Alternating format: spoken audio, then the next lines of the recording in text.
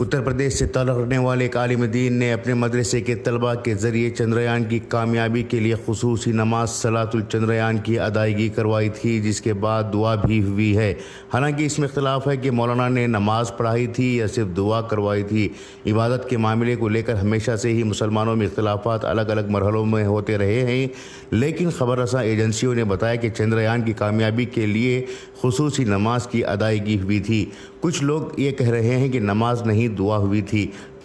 ठीक है, मान लेते हैं कि सिर्फ दुआ की गई है। चंद्रयान मुल्क की तरक्की का एक अहम हिस्सा माना जा रहा है और जिस मुल्क में हम रहते हैं इस मुल्क की तरक्की व फलाह व बहबूदी के ताल्लुक़ से मुसलमानों को फ़िक्रमंद भी रहना है और मुल्क की तरक्की के बराबर के हिस्सेदार भी होना है। पिछले कुछ अरसे से देखा जा रहा है कि मुसलमानों का एक तबक़ा हद से बढ़कर अपने आप को वतन परस्त या मुहिब वतन साबित करने की कोशिश में लगा हुआ है। बात यौम जमहूरिया की हो या फिर यौम आज़ादी की, इस मौके पर मुसलमान बहुत ज़्यादा मुहिब वतन साबित करने की कोशिश में लगे हुए हैं और अपनी ताकत से बढ़कर अपने आप को मुहिब वतन के तौर पर पेश करने की कोशिश करते हैं।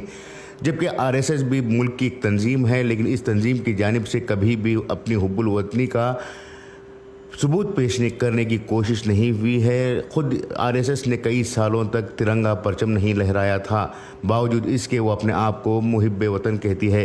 हुब्बुल वतनी का जज्बा हर शहरी में होना चाहिए, लेकिन इसका मतलब ये नहीं कि सिर्फ 15 अगस्त और 26 जनवरी को ही अपने वतन से मोहब्बत करने वाले बनकर दिखाएं, बल्कि हुब्बुल वतनी का मियार ये होना चाहिए कि इस मुल्क में मुसलमानों का किरदार इस कदर बेहतर होना चाहिए कि गैर ये तस्लीम करें कि मुसलमान इस मुल्क की रीढ़ की हड्डी हैं और वो इस मुल्क की तरक्की की खातिर हर शोबे में काम कर रहे हैं। इसके लिए मुसलमानों की क़ुरबानी का तज़किरा जब किया जाता है तो जंग आज़ादी में शहीद होने वाले और जंग आज़ादी के लिए क़ुरबानियाँ देने वाले मुसलमानों की लंबी फहरिस्त पेश करते हैं और इनके किरदार का तज़किरा करते हैं। मगर जंग आज़ादी के बाद मुसलमानों की तरफ से क्या पेशरफ्त इस मुल्क के लिए हुई, इसकी मिसालें कायम करने के लिए मुल्क के मुसलमान तैयार नहीं हैं। साइंस और टेक्नोलॉजी के मामले में मुसलमान पीछे हैं। अदालतों में मुसलमानों की नुमाइंदगी कम है। हमारे नामवर वकला व जज अदालतों से गायब हैं। रिसर्च एंड डेवलपमेंट का शोबा खाली है। इकनॉमिक्स और पॉलिटिक्स में हमारी बेमियारी नुमाइंदगी है। मीडिया में मुसलमान ना के बराबर हैं और जो मुसलमान मीडिया में हैं उन मुसलमानों की हैसियत घर की मुर्गी दाल बराबर है। इन तमाम शोबों में मुसलमानों को अपने वजूद को साबित करने की ज़रूरत है।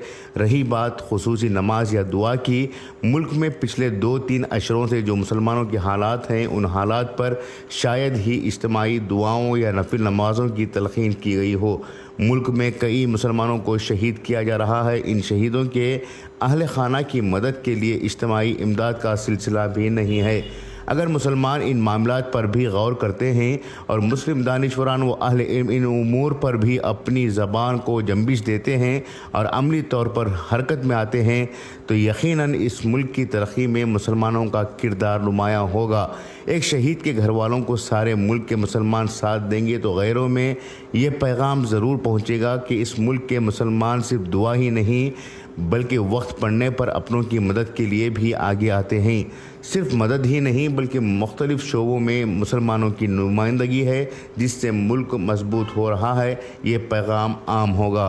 खुसूसी पेशकश इनकलाब न्यूज़ बेंगलुरु।